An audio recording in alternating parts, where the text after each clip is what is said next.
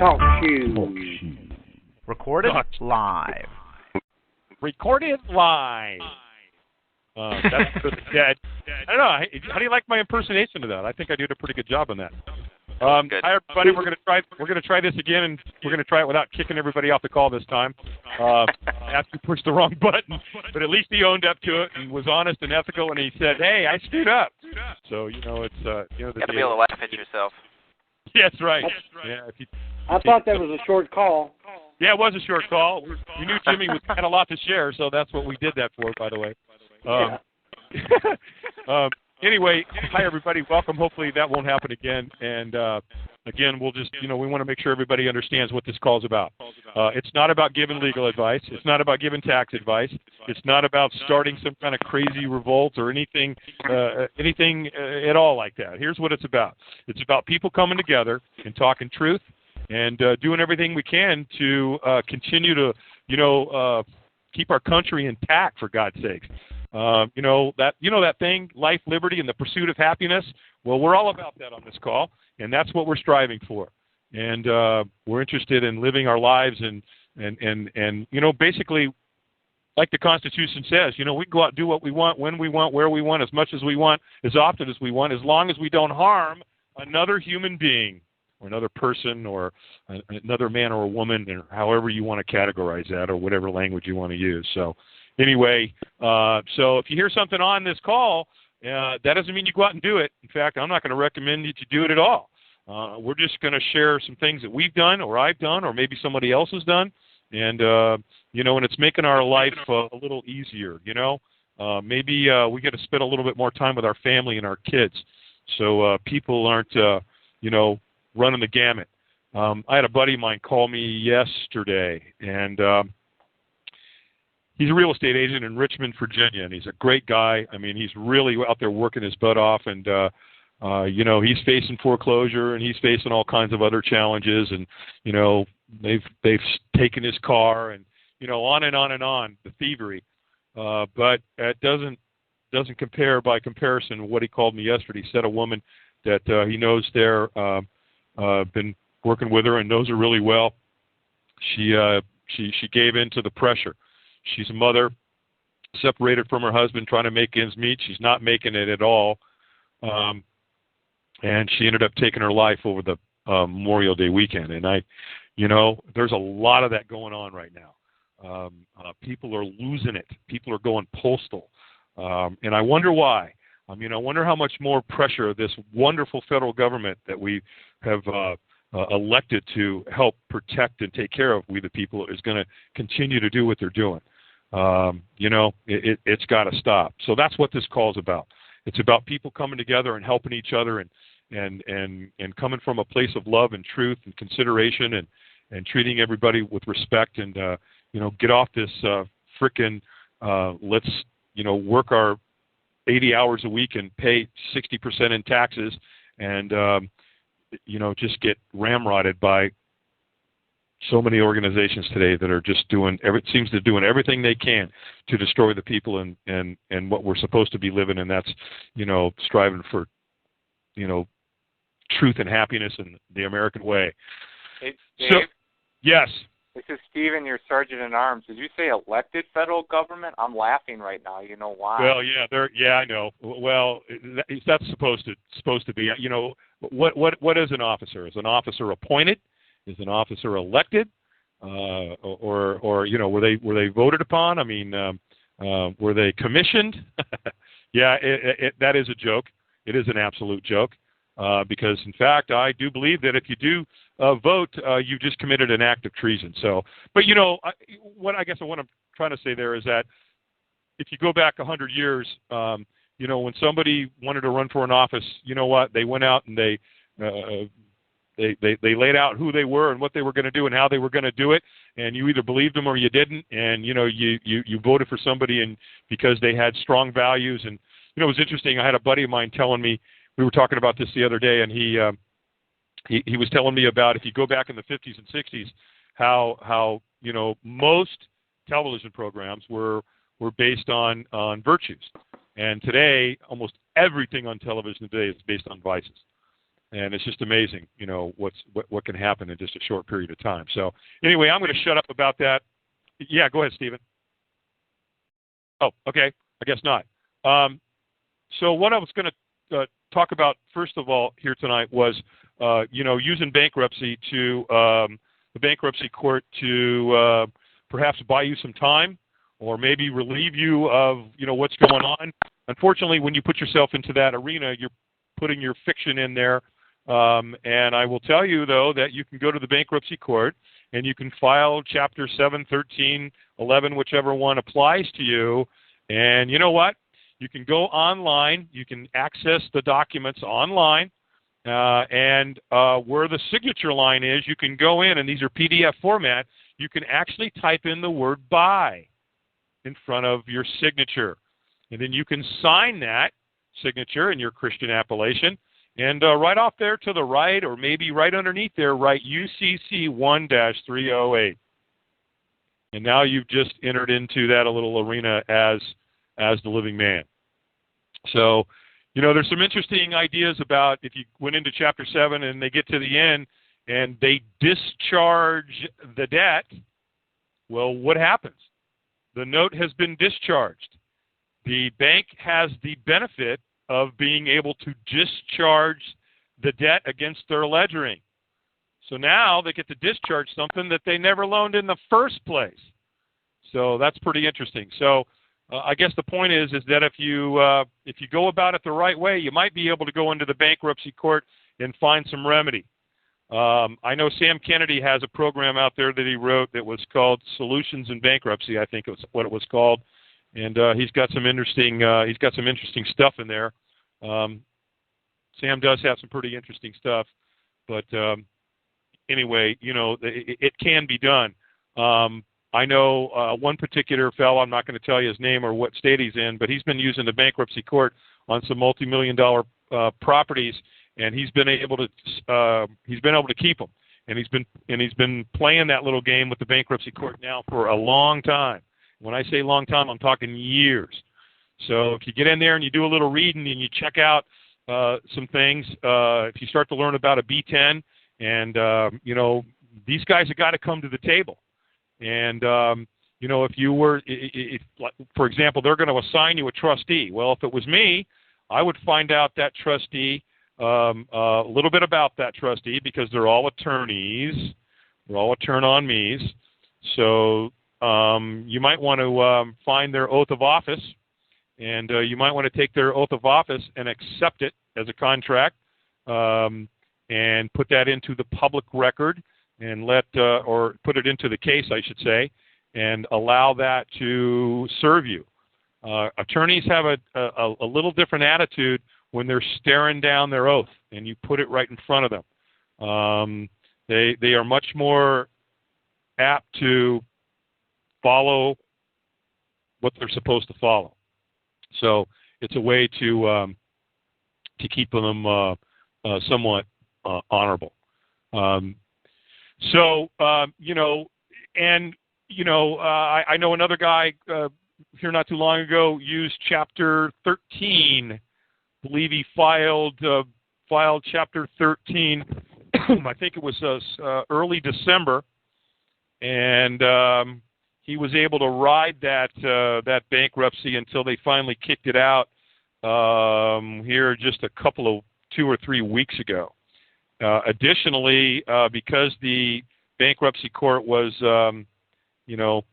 doing the things that they do, not making the banks come prove their claim and, to validate the debt and all these kinds of things, this person actually fired the trustee. My hallucination on that one is that's probably the first time that trustee's ever been fired as a trustee. So anyway, it can. Here's what it can do in my humble opinion. If I had to pull a card quick because foreclosure was right around the corner and I didn't know what else to do, that might be something that I would consider doing. And simply because it's a volunteer system. That means you can volunteer in and you can volunteer out. And it might give you enough breathing room so that you could, relax, start to read a little bit, start to understand, look for some administrative remedies, and, come to groups like this and get some information and see if you can't, do something to defend yourself. Yes. Can I just interject? They offer a payment plan. They do. And I would recommend that everyone that even considers this to get in the payment plan, because guess what? They can't proceed until you make that final payment. So that might be 3 months. That buys you another 3 months. Yeah, and by the way, how that works is that you don't have to have that money in until 30 days after they schedule the 341 meeting.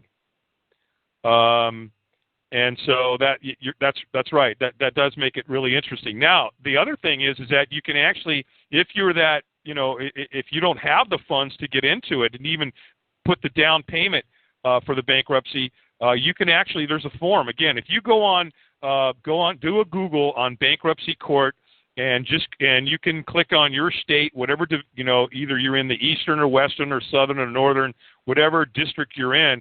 If you click on there and find the forms, if you go on the forms and click on that, it'll take you to the page, and it has all the instructions of all the forms. And one of the forms is actually one you fill it out, and it doesn't cost you anything. Now, what has to be done there is that they have to give you. The judge has to approve that you don't have the money. So the bottom line is that you can even get into bankruptcy court and it won't cost you anything at all. So that's pretty cool. And then, like Stephen said, they also have a program where you can make a payment. I know that if you're going to go Chapter 7, I believe, you can actually get into, if you're going to make payments, you can start off, I think it's $39. And then you've got about 2, maybe 3 months before you'd have to make the final the final payment. And, of course, where the things are going to start to get interesting is in the B-10. And, again, there would be an opening for you to demand that they show their proof, because you know what? If they don't have a note, then how are they going to discharge the debt? What are they going to discharge it against if there's no note?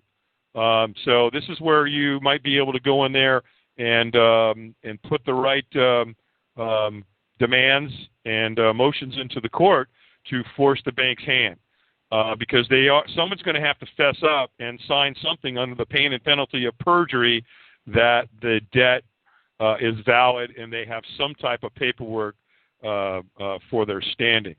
So, Steve, this is where you and I were talking about this before. I know a guy who is going to remove a credit card and a mortgage listing because the B-10. The way they play the game is if you're in 13, you have to make the payments beforehand. So what he's going to do is just basically rewrite the plan and just remove them, and then that bank will come and say, well, wait a minute, where is it? And he's going to go, well, where's your B-10? You haven't proved. I've been in here for 2 months and you haven't submitted a B-10. So where is it? Yeah, that's probably something you want to do as soon as possible. As soon as you get in, as soon as you have a case number. But my point is, why even list? Why even list the bank? Put something else on there. Well, in the beginning, you could list them so that they get notified that there's a Chapter 7, and then remove them. But then you can remove them. Yep. And you could probably maybe even put an affidavit into the record stating that if they don't come with physical proof, I want to see a certified copy, front and rear of the note. If they don't produce that, then I'm going to remove them from the filing. Yep. So there's a lot of things to do. We were talking to a guy, Tim and I were talking to somebody here the other day, and he makes a really valid point. You know, he says, you know, one of the main reasons that a lot of people aren't getting their remedy when it comes to foreclosures and you know, whether you're in a judicial or a non-judicial state, is he said, because people aren't pissed off. They're not disturbed. They're not angry. They're not moving forward with intensity, with the idea and the understanding that this law firm is basically trying to cut your throat, let you die where you drop, and then come in and kill your family and take everything you own. Because that's the way pirates operate. Now, the only difference today is that, yeah, they may not be on their vessel on the open seas, but they're still coming at you as a vessel. And so, you know, you really got to get pissed. And, you know, people are tired at that point, and I get that. You know, they may have lost their jobs. There's a lot of pain going through in the family, and, you know, it's just, there's a lot of confusion. They don't have a lot of hope. They feel they're all alone. So, you know, the walls start to close in on them. And, you know, there's this real, it's just this unbelievable mindset. People are just giving up because, number one, they don't know that they've got anything that they can do. They don't realize there's lots of things that they can do and start to, you know, process on.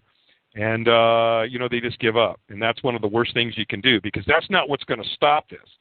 It's going to take collectively a bunch of pissed off people to come together to stop these guys. Most of these attorneys, you know, they know. You know, if you look at some of the laws, all the laws are written for the bankers. You know, there's a law in the state I'm in that says that you know, they don't have to produce a note. What? What? What do you mean they don't have to produce the note? Who was the dumbass that put that law on the books? Well, it's pretty obvious. The attorneys. Because obviously that law is not there to support the people. So what else is it going to support? Well, you know, again, it just comes down to, and you know, there's laws like that all around the country. You know, almost everybody I've ever talked to, no matter what state they're from, they've all shared with me, well, you know, I'm from Minnesota, and guess what they do over here? Or I'm from Arizona, you're not going to believe what they do over here. And then the next thing you know, well, you know, I guess there are a few states that seem to be fighting back. I know Texas is pretty pissed at the federal government. I know Wyoming is a little peeved at the federal government. I was watching what's the guy Beck? He's on Fox. I forget his first name. If somebody knows it, chime in and say. Anyway, his last name's Beck, and he's been fighting Glenn Beck. Glenn Beck. Glenn Beck. Yeah, Glenn Beck. I saw his show here about a week ago, and he had a bunch of people from around the country who are, you know, involved in different movements around the country in their given state. And one of the laws that Wyoming just passed, they basically told the federal government to go piss off a rope. And here's what we're doing: your gun laws aren't going to apply to us here. If we make the guns here and we make the ammunitions here in the state, guess what? The only law that's going to govern is the state. And, of course, that's, in my humble opinion, the way it should be. So it's kind of cool that they're, you know, starting to stand up. And Texas, you know, Texas has always been a state to stand up. I just can't, it's hard for me to get my mind around it that Texas would stand up like that, especially, you know, being that the Bushes are from Texas. But nevertheless, they seem to be, you know, a lot of Texans are pissed off. And again, I think that's what's going to happen. And, you know, with the media and groups like this and calls and the internet and everything that's going on here, a lot of people know the truth today. And a lot of people are armed today. I don't think it's any secret that a lot of people out there that didn't have guns 6 months ago, they got them today, boys and girls, and they got the ammunition. So, you know, that may be the only thing that's keeping these guys from trying to go martial law. I don't know.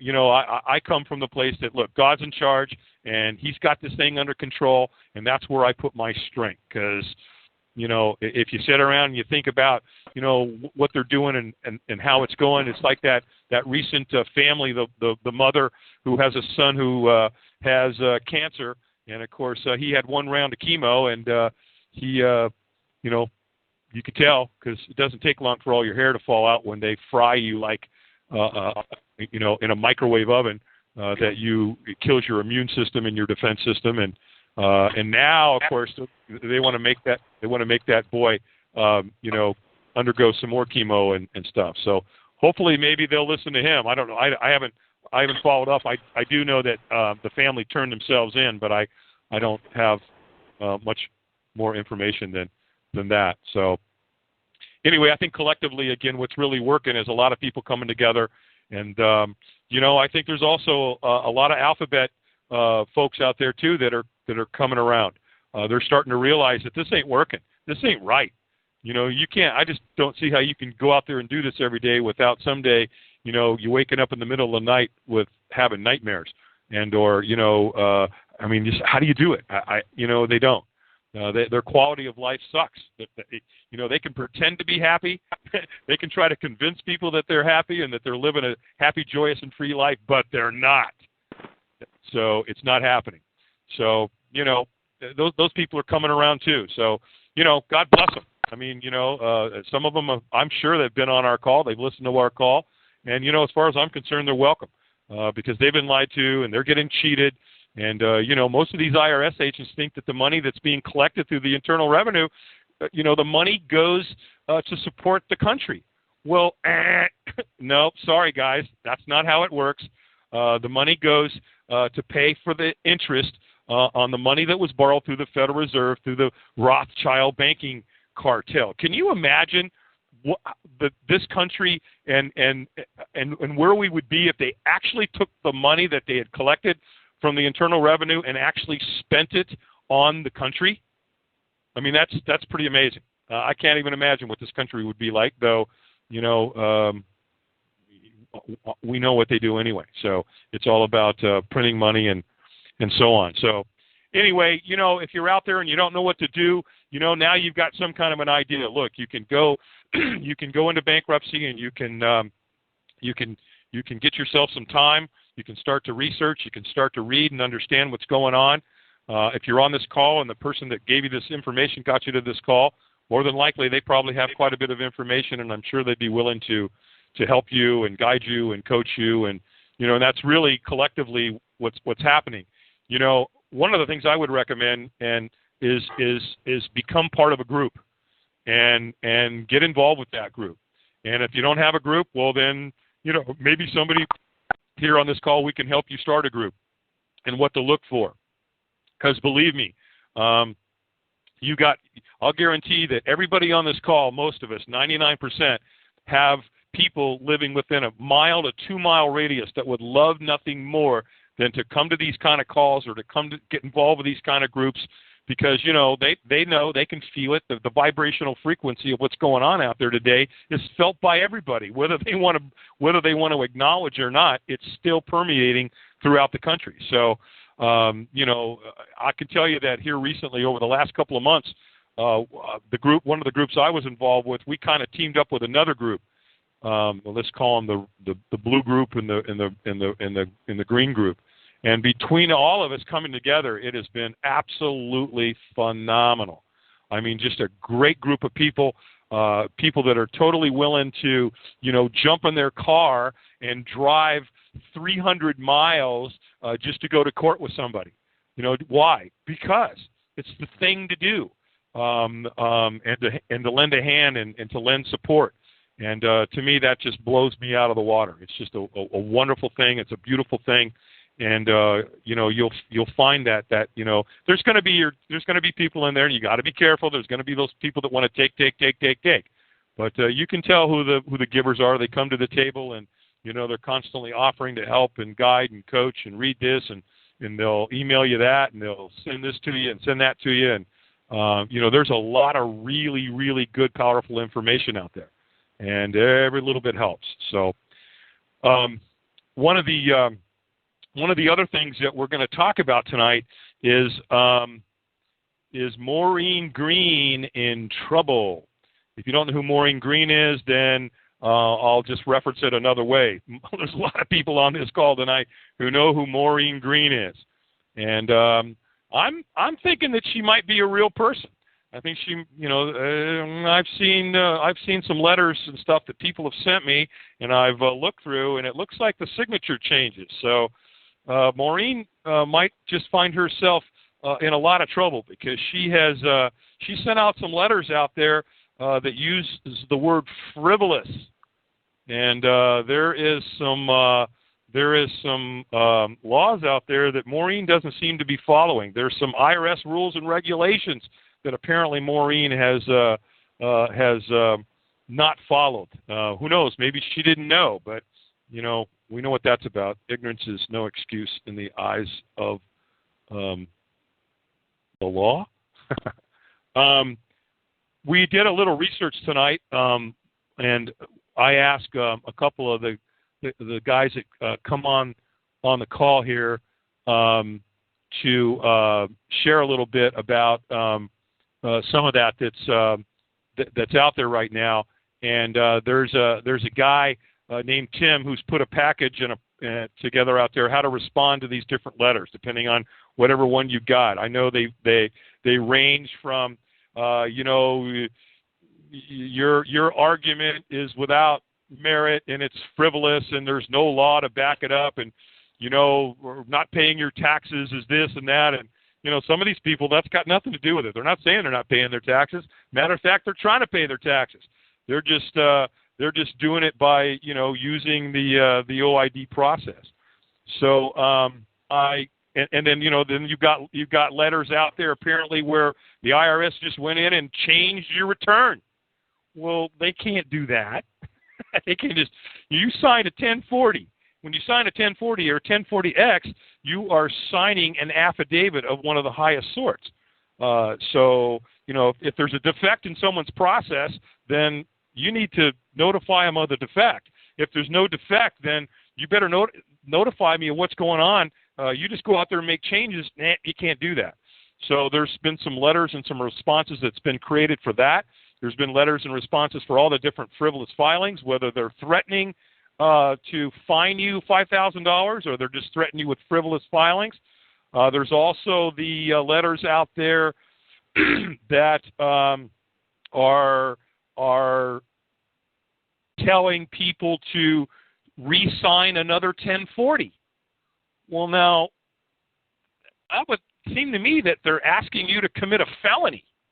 Because if I signed a 1040 and I believe it to be truthful and factual to the best of my knowledge, why would I want to turn around and say that what I just signed isn't the truth? Because now I'm signing one that I don't believe.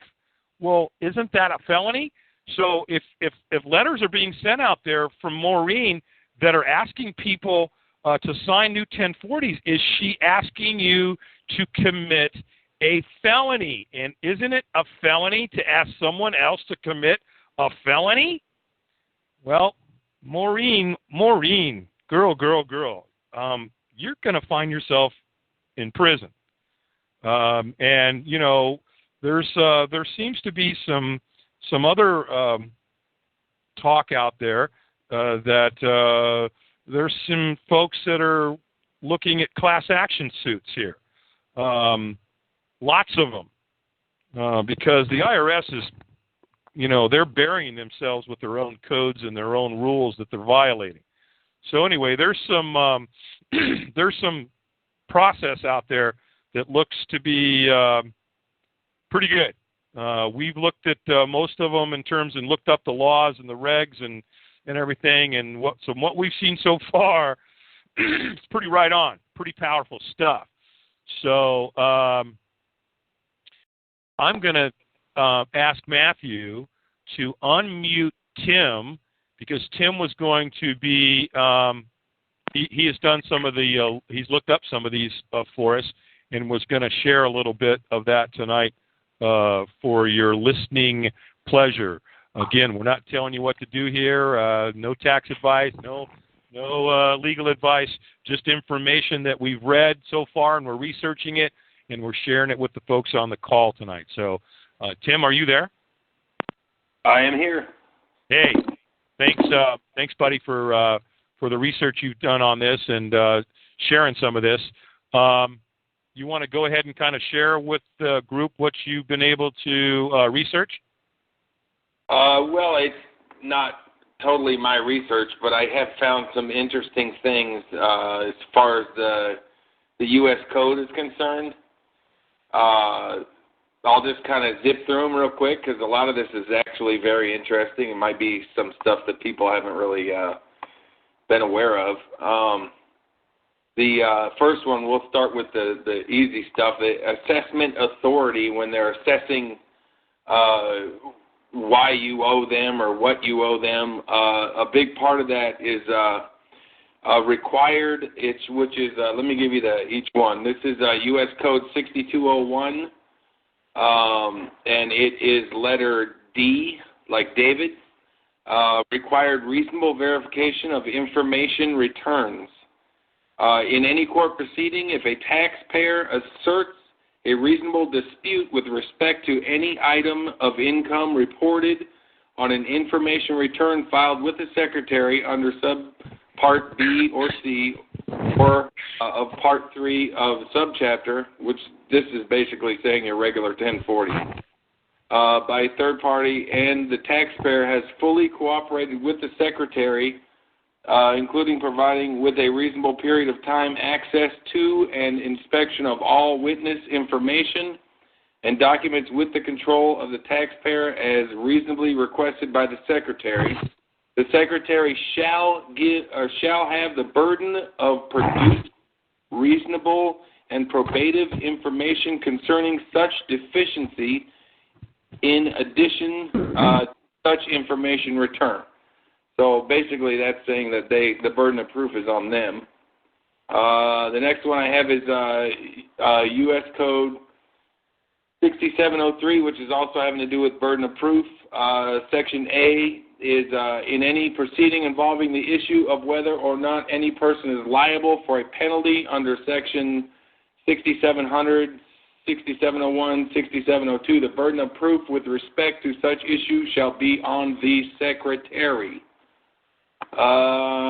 Next one is 6402, authority to make credits and refunds. There's a little interesting part at the bottom. Letter K, Section K, is explanation of reason for refund disallowance. Basically why they're not giving you a refund. In the case of a disallowance of a claim for refund, the Secretary shall provide the taxpayer with an explanation for such disallowance. So those of you that have been getting letters that have been lawful taxpayers and never missed a beat on your taxes every year, letters about you sending in stuff that you lawfully don't have to pay tax and have no idea what the letter's talking about, that's for you. Couple more real quick. 6751, procedural requirements. This is very interesting. Section A, computation of penalty, including in notice. The Secretary shall include with each notice of penalty under this title information with respect to the name of the penalty, the section of this title under which the penalty is imposed, and a computation of the penalty. So I know I didn't get any of that. Approval of assessment. In general, no penalty under this title shall be assessed unless the initial determination of such assessment is personally approved in writing by the immediate supervisor of the individual making such determination or such higher level official as the Secretary may designate. Let's see. Here's a good one. I won't go through this because it's kind of long, but Section U.S. Code 7214. Everybody will love this one. This is offenses by officers and employees of the United States. You'll read it's Section A, and it goes 1 through 9. It's kind of lengthy, but it's very interesting, and you can actually get a good laugh as you go through there because you'll see how many violations they actually are in. Validations of debt is USC 1692, Section G. Disputed debts. If the consumer notifies the debt collector in writing within the 30-day period described in subsection A of this section that the debt or any portion thereof is disputed, or that the consumer requests the name and address of the original creditor. Now, this is under Title 15, but everybody's got to understand that the IRS definitely falls under Title 15 as a debt collector. You betcha. They're a corporation, and that's exactly what they are. They're a debt collector. But that's pretty much it. I wanted to throw something out, if it's okay. Sure. We have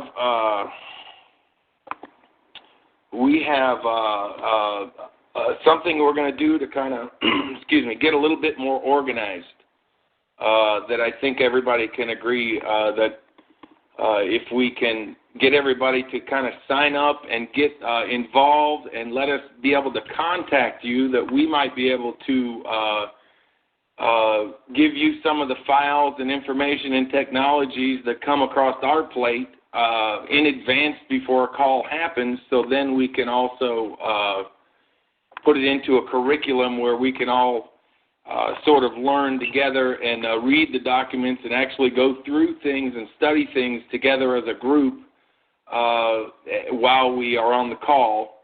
And if you're interested in partaking in some of this, there's an email that you can email your email address to where we can get you these documents and information today or early in the morning of the call or the day before the call, to where we can all kind of discuss and be on the same page and be focused on what our real mission is as far as the freedom movement goes. But the address is going to be thefreeamericans@yahoo.com. And if you want to go ahead and just email that address and let us know that you want to go ahead and be on our mailing list for this information. And we'll take care of you that way, and it will kind of tighten things up and get us a little bit more focused, I believe. But that's pretty much all I have, Dave. Thanks. Yeah, thank you. That was great. Matthew, I know you were looking into some stuff as well. Did you have anything that you wanted to share tonight? Yeah, I got a 3175C letter from the same Maureen Green, and I have to say that, personally, the good news that I can share, first of all, is not vibrating fear about getting a letter from the IRS. And the timing on that letter, Dave, was impeccable as far as when Steve mailed it out to me. And I called him and I told him that here I have a group of people that I have aligned myself with that, number one, know the truth, and number two, continue to seek the truth. And because of that, I have a remedy to respond to these guys. And so not only that, but, when I'm working on it, if I have questions, that I can bounce it off of other individuals who happen to be working on the same letter at the same time. So that's been a huge blessing. And the information is so powerful that I think Tim even said, if we send this stuff in, the percentage chance of the money getting sent to us goes up significantly. So I'm really, really excited about getting this remedy completed and sent in, and then we can talk about the results that we've seen from it. Absolutely. That's really great.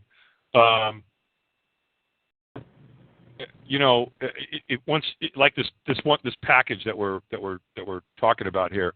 I mean, it's a complete package because what you're basically doing is that you're responding to IRS with a constructive notice and formal complaint, and then you're backing that up from an affidavit of truth and fact and demand for verified evidence of lawful federal assessment, which really, really backs them up into a corner.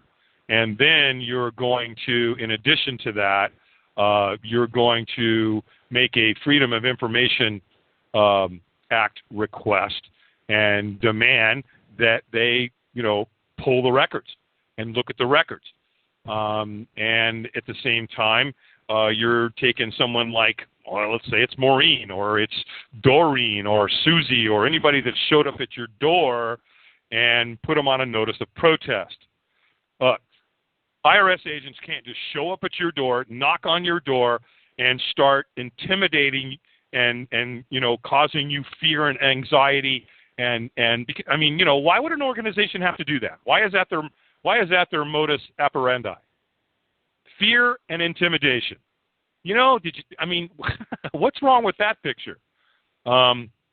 So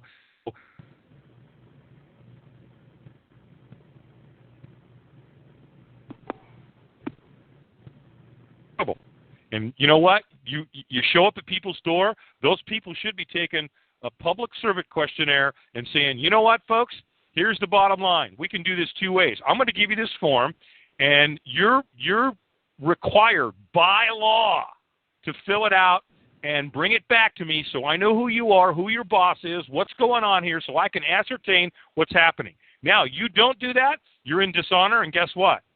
You can go to jail because you're not immune from criminal prosecution.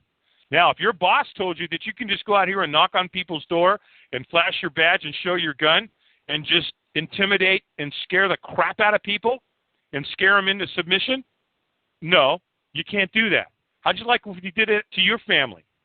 How'd you like it if some guy showed up at your grandmother's door and did that to her? I don't think you'd like it. So the bottom line is there's laws protecting you. But unfortunately, a lot of people, they just give in. They cave in. Oh, my God, IRS. Is there anybody in the country, I mean, most people, and Matthew just said it, that vibrational fear. People are they're afraid of the big bad wolf. It's just got to stop. So the bottom line is, if you know what to do and you know how to do it, you can require these people to fess up. So here's an interesting question, all you IRS agents. You take people to court out there. Why don't you have to show your proof of claim? You get away with it. And the judge lets you do it. No proof of claim, no proof, nothing. You just go about your business, and the judges and the attorneys just move against these people, and and nothing. There's no validation of the debt. There's no proof. They just allow you guys to get away with. Well, let's face it, it's murder. It's absolute murder. So the tides are changing. People are starting to realize, oh, I didn't know I could file this or file that or put that together with this. Oh, and I can stack all those together. This process that we just looked at here is pretty powerful stuff. Is it going to get everybody funded? I don't know. I have no idea. I know that it could get some people funded, and it could stop the IRS from attacking people and not following their own rules and their own regulations and ignoring, just humanity, just totally ignoring any respect or love or kindness or anything for their fellow man. I mean, my God, how do these people sleep at night? How do they go home and look at their children and pretend like what they're doing is right? That's the way you put food on the table? By destroying people's lives knowing you got nothing to back you up. It's interesting. All these IRS agents that have left the IRS and said, wow, I didn't know this was what I was doing and who I was working for, and they've left. What do? They attack them. Why would they want to do that? Some of them haven't even spoke out or done anything. So sounds like the Catholic Church. Well, there's a lot of people in this movement understand that the Queen does whatever the Pope tells her to do, and then the boys and girls over here in this country do whatever the Queen tell them to do. So it's just filtering down. But again, there's a lot of really smart people in this country. There's a lot of really brave people, and there's a lot of really smart and brave people who are putting all kinds of different process, and a lot of groups and a lot of people are coming together, and they're working as a team, because as a team, that works. So, again, that's why I highly encourage and highly recommend that everybody, if you're not involved with the group, let's become part of the group. And, and listen, guys, if you're out there and you're a Alphabet and you're trying to infiltrate here, and stop these wonderful people from their lives being destroyed, go away. Go pound sand. Go screw with somebody else. Get out. Find another country. I hear Pakistan's looking for people. Enough's enough. Because you know what you're doing? You're no different than any other terrorist. Because that's what you're doing. You're terrorizing people. I'm hearing people that are in their 60s, 70s, 80s, 90s, and IRS is attacking them like they're vicious, junkyard dogs. It's sad. It's sad. You got to wonder what happened in a person's life that they one day woke up and said, wow, you know what? I think I want to go work for those guys over there, and we'll just rape and pillage them, and we'll just do whatever we want. What kind of a commission do IRS agents, when they go in and they seize and lien everybody's property, they take everything they own, are they making commissions on that? Are they getting paid to make sure that they go out and slam people? That's got to hurt. I wonder what happens to those people's families. If you read Scripture, I think you'll find that those families are really going to pay a price for their way of life that they think it's okay to go out there and do. So, it's pretty sad. Anyway, we're coming to about the top of the hour here, and I hope some of that was helpful to you. Again, we've looked at these packages. We're still kind of piecing it together. I like 95% of what I see so far. I think we can make it better. I think we can add collectively a lot of people, especially our group. I'm going to ask our whole group to start studying this stuff, and I don't know how many of them have. Some of them have been real busy, but I want to get that on the table, and I want to research it some more and look it together and see if we can't just take it and really make it work. So I wanted to open it up at the top of the hour here and see if anybody's on the call tonight that has any questions. And so we'll open it up to that. Matthew, if you see somebody there that's got you can unmute them. Yep, Kevin's Candles is the name of the ID. All right, Kevin, can you hear us? I think you have to. Yeah, I was going to just ask, what was the email address again? The Free Americans, is that plural? AMERICANS? Correct. Yeah, let me look. I think it's thefreeamericans.com.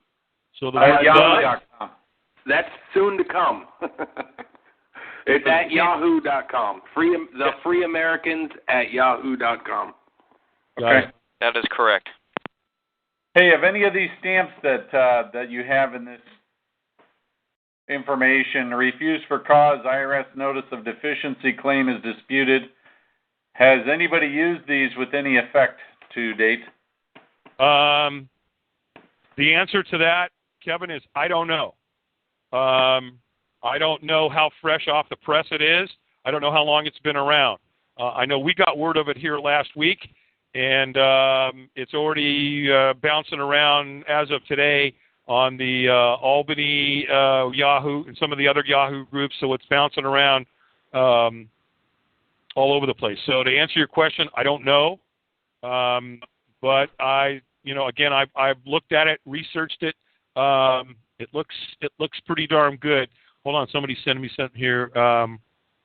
Yeah. Question in regards to this. I'm wondering why not, and not to negate everything that's been put together because it looks like a wonderful package, but if we do an acceptance, we accept their offer upon proof of claim.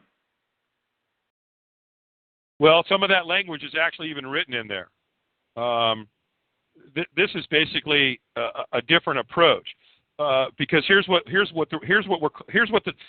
process is calling them on the table on. One is it's saying, look, you can't use the word frivolous. Number one, and you're not telling me anything. Look, you have a fiduciary responsibility. If there's a flaw in my process, then you need to tell me. If not, then shut up. I don't want to hear it. And you certainly don't have the right to go change my return. And you certainly don't have a right to accuse me that it's frivolous. Because to accuse me of it's frivolous, I believe it takes two agents to have looked at your file and ascertained, both of them have to come to the same conclusion that what you filed and what you did is frivolous. Then those two agents have to put their blue ink signature and notify you. Then they can use the word frivolous. So Maureen is out there throwing it around like it's an everyday thing. Oh, yeah, I can just say whatever I want to these people. And so they're calling him in on that. And then they're also calling them in on this idea to write another 1040. You can't do this, and so you better sign another 1040. Well, wait a minute. Think about it for a minute. Why would IRS do that? Why would they want you to sign another 1040? So they can automatically, you hang yourself if you do that. Yeah, well, you do it, you betcha. No, I signed my 1040 under the pain and penalty of perjury. So maybe you'd like to take a couple of thousand people who've done this OID process, and let's put this in front of a federal judge, and let's go to town here. Pull out your records, because see, we can prove that the banks can't loan money, and that they monetize your signature, which meant that we created the funds. We're the lender. They can't make that go away. The genie's out of the bottle. It's over. So IRS has got to be they got to be damn careful here, because if they don't, they're gonna kill themselves. They're gonna shoot themselves in the foot, and maybe that's what's going to happen. I don't know. Maybe it will go class action. I don't know. Maybe they make, after a while here, and this, we start hitting them with these processes. Maybe they go, maybe we better calm down a little bit. Maybe we better quit banging on people's doors and leaning their bank accounts and having no judicial process to have been able to do that. They did nothing. They sent you a refund, and then 5 days later, it's not like they didn't know. Wait a minute. Are you going to try and tell me that somebody gets a refund on Thursday and the following Wednesday IRS is knocking down your door? What are you going to try and tell me that wasn't planned? I mean, come on. How many of these IRS agents want to go to prison? I don't care. I could care less. But there's no way you can go out there and refund somebody on a Wednesday and on Friday pound on their door, threaten them, accuse them of this and accuse them of that, and then lean their bank accounts. They knew damn well they sent the check. What, are they going to pretend they didn't know? Well, of course they had to know, or they wouldn't have been there. So why'd you refund the money in the first place? Let me put you under the stand, under the pain and penalty of perjury. Why don't you testify what the hell went on with that? If you didn't think I had the money, or you thought my process wasn't right, then why in the hell did you send the money? And let's put that in front of 12 men and women of our peers. Yeah, I'd love to put you under the stand, Mr. IRS agent, under the pain and penalty of perjury. So let's rock and roll. So you guys want to play tough? You want to play hardball? Fine, let's play hardball. Because here's what we got and you don't. We got truth, you don't. Truth wins. Always does, always has, always will. And there's nothing you can do to stop it. Nothing. So, I don't know. Maybe that's what it's going to come down to. Maybe some of these IRS agents are going to go, wait a minute, hold on a second. They got a refund on Wednesday, and now, well, why did we refund the money if we're going to go and we're knocking on their door and they're 83 years old, for God's sakes? What are you doing? What are we doing? Why are we doing this? What's going on? What's happening to our nation? What's happening to our country? What's happening to our culture as a species, for God's sakes? Well, I got news for you. A lot of it has to do with the churches. Because how many churches out there are 501(c)(3)s who are not teaching the truth? They're impotent. And people have gotten sucked in. I got a good buddy. We've been talking about this for a while. There's probably 3 generations of people right now that have been dumbed down. From the genetically modified foods to the immunizations to the drugs, to every other poison that's been put, out there into the people. What's going on, guys? Pretty scary stuff. So, anyway, I had one other person that wanted, Matthew. I think Jimmy was going to. He probably hit *8, so if you let him on, I think he had a question, or I think he might even have a comment. Thank you. Jimmy's ready to go. Go ahead. Can you hear me? Yeah, Jimmy, go ahead. Okay, how you doing? Listen, I wanted to advise everybody that if they'll go on YouTube and punch in spiritual economics, there's about 20 short videos that are very good to watch by Vic Beck in Canada, and they're like 10 minutes apiece, and there's 20 of them. But he goes through a lot of the stuff that we are using right now in our thinking and in our paperwork and stuff, and he's very good. I don't know If a lot of people have heard of Vic Beck, but he does a real good job of explaining it. And all they have to do is do a search on YouTube and type in spiritual economics, and there's about 20 of them, and they're have you watched them, or do you know about them?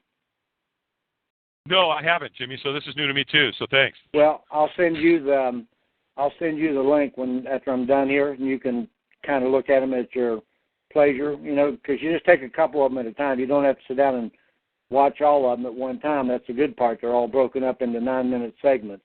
But it's very, very good for the people that are involved in this situation. I was thinking also that maybe some night we'll have a phone session where just people call in and ask questions about the regards to what's going on, because when you hear this stuff of them beating down doors and doing this and doing that, maybe some of the people aren't really getting the full message of what's going on. I mean, some of the victories that we're getting or some of the things that we know that they're doing. And maybe if they, they just might want to ask a question of how we feel about this, or, of course, it's just going to be based on our opinions and maybe some of it on our knowledge of what we've done. But I think maybe they might, you might get some feedback to see if they want to do that. Maybe they would. I don't know. Well, that's a great point, and that's good information. Yeah, I'll look for. You sent me this one link. That's not what you were talking about. You need to send me something else, right? I'm going to send you another one. Yeah. Okay, great. And that's another thing. That's another thing that I think Tim was relating to, is to start to organize this a bit. Because again, I tell you, man, if I was new into this and I didn't know what was going on, I would love nothing more than to be a part of our group. Because the group is sharp and they're smart and they're doing a lot of stuff, and it's just nice to know that you've got people that have got your back, and that we can help accelerate the process. Some of you know, for years and years, I was involved with a famous motivational speaker, and I'm not going to say who it is here, but I'll just tell you that I learned a lot of interesting things from him, and he taught me one thing that I love, and that's modeling. And that is, if you want to do something and you want to learn how to do it good, then you go out and you find somebody who's at the top of their game. Go out and find somebody who's really good, whatever it is you want to learn, and learn from them. Model them. Do what they do, and chances are you get the same result. So, that's what we do. And what's great about a group is that, no matter who you are, and how much you don't think that you bring to the table something, you do. Everybody on this call tonight has a specialty. They're really, really good at something, whatever that is, and that skill set can always be added to the group. And that's again, I love our group to death. I mean, I just love everybody in it. It's been a great thing for me, and I think it's been a great thing for most of them, and it's really, really cool. So I think Tim said something a while ago, which is very very true. It's like, a year and a half ago, 2 years ago, we'd have got something from the IRS, you just quiver in your boots. But as you become more knowledgeable and you get something in the mail now, it's no different than getting an advertisement from the cable company or something else. You look at it, you know what it is. There's no fear. They will get there. The longer they stay, the more knowledgeable they become, they'll get to that same stage where it's just another piece of paper and you just take care of it. Yeah, and like Tim said, you know what? They're a debt collector, and they have to comply with Title 15. And there it is. A lot of people have been trying to find the remedy in Title 26, and it's not. I don't think it's there. I think it's in Title 15, and they have to comply with that, and they don't like it. Thanks, Jimmy. You're welcome. Always good to get your input. All right, thanks, Dave. Yeah, man. Thank you. Go ahead, Tim. I see you Skype me here. You got something you want to add to that?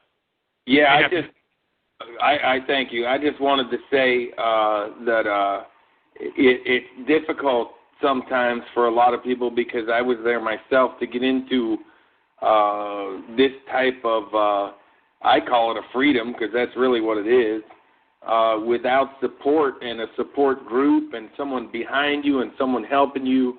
I started out with Tim Turner, and I went to his conference and met him, and a real nice guy, and he's got a lot of nice principles and things that he does. But when I was done with the conference, it was like stepping off a cliff into thin air, and I had nobody there to grab me or help me, and I kind of floated through until I landed somewhere, I guess you'd say.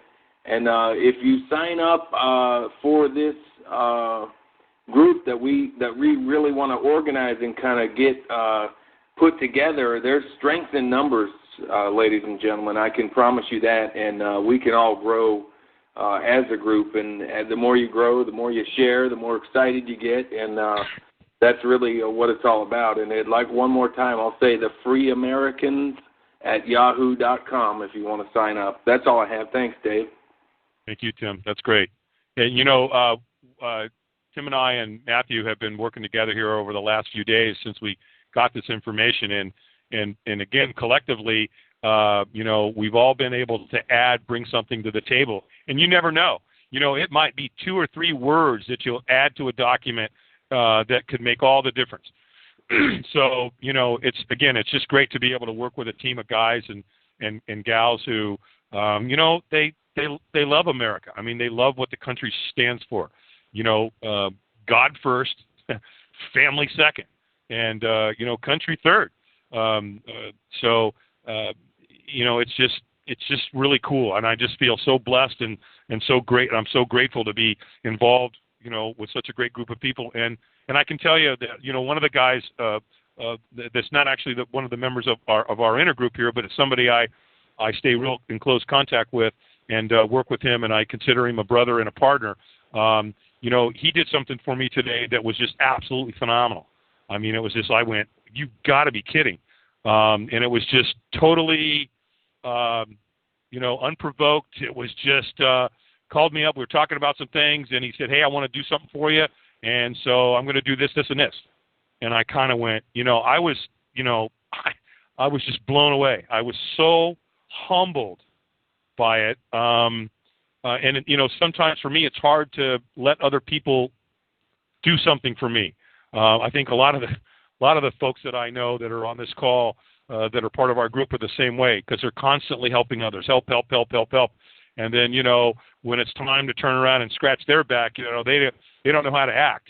I mean, I know that's for me, and I can say that, based on the way I do things sometimes. But, what I'm doing by not doing that and not being, very grateful and saying thank you is, I'm giving them an opportunity to give, because I love to give, and it feels good, and it makes me feel good, and I love doing it. But at the same time, what I'm having to learn is to be a good receiver as well, and that's a big thing for me. So I know how important that is. So when somebody wants to do something nice for you, there's 2 words I would recommend, and that's thank you. So anybody else, Matthew, got any questions? Just hit #6 on your phone if you got a question tonight. I'll go ahead and unmute you. Don't have anything at the moment. Okay. All right. Well, we may just go ahead and say thank you and good night to everybody, and we appreciate you being here. By the way, when Tim gets the freeamericans@yahoo.com going, you could also send in some questions if you wanted them, and we can filter through the questions and have time to think and research them and collectively come up with some answers for those. And then if you have any topics that you want to talk about, maybe something that's going on in your life that's totally unrelated here, something we haven't even talked about, we can do that too. The other thing is that you could bring your group to the call if you wanted to, and start to bring something together in that vein. In other words, if you're in a certain state or whatever, I can just tell you, man, it's great to have a great team of people behind you that got your back, especially when they got the talents that the folks in our group have. We have a lot of notaries. We have we just have a lot of really great people, and I love them to death. And I just want to go on publicly telling them, how much I thank them and how much I appreciate them, and how much I love each and every one of them. So, Matthew, unless we have any other questions, I think it's probably time to say so long, farewell, auf Wiedersehen, goodbye. Any other calls? That's it. Nope, that's it. All right, others. Everybody. All right. Well, remember, the truth Your remedy is in the law sometimes, and the truth is always within the truth. So stay there. Don't ever give up hope. Keep the faith and become active in a group, and let some people help you. Help me to help you. Thanks for being here, everybody, tonight. Good night, and we'll see you next Wednesday.